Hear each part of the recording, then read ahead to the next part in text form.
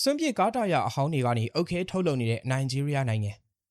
တမ်ပီပါမြန်မာပြည်သက်ကြီးရေနိုင်ဂျီးရီးယားနိုင်ငံမှာစွန့်ပစ်တာယာအဟောင်းတွေကမြို့ရဲ့အဓိကအညစ်အကြေးပြဿနာတစ်ခုဖြစ်ခဲ့ဘူးပါလေအခုခါမှာတော့တီထွင်စမ်းသစ်တဲ့လုပ်ငန်းရှင်တွေဟာအဲ့ဒီရာဘာတာယာတွေကိုအသုံးပြုပြီးအကျန်းခံပြီးစတိုင်ကြတဲ့လန်ကင်းအုတ်ခဲတွေအဖြစ်ပြောင်းလဲပြနေကြပါလေဒါဟာတာမန်စွန့်ပစ်ပစ္စည်းတစ်ခုကိုဖန်တီးလိုက်တာလည်းဖြစ်ပါလေဒီလုပ်ငန်းစဉ်မှာတာယာတွေကိုအဖုံးကျိတ်တန့်စင်ပြီးတဲ့နောက်အထူးစီမံထားတဲ့ကော်ရီနဲ့ရောနှော်ပြီးပုံစံကွက်ထဲမှာဖိသိပ်ရင်အုတ်ခဲတွေထုတ်လုပ်ကြတာပါ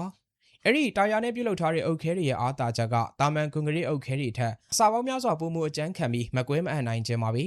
ရာသီဥတုတန်ကိုကောင်းကောင်းခံနိုင်တဲ့အပြင်သူတို့မှာတဘာဝအတိုင်းပါဝင်နေတဲ့ရောဘာဓာတ်ကြောင့်မလို့လမ်းလျှောက်တဲ့အခါဒါမှမဟုတ်ကားမောင်းတဲ့အခါမှာပိုပြီးတော့အေးဆက်ညင်သာတဲ့အဖက်ကိုပေးစွမ်းပါလေဒါ့အပြင်ရေစိမ့်ဝင်မှုအားကောင်းတာကြောင့်မလို့မိုးရွာတဲ့အခါလမ်းပေါ်မှာရေတင်ကျန်းတာမျိုးကိုလည်းရှော့ရှာပေးနိုင်ပါလေ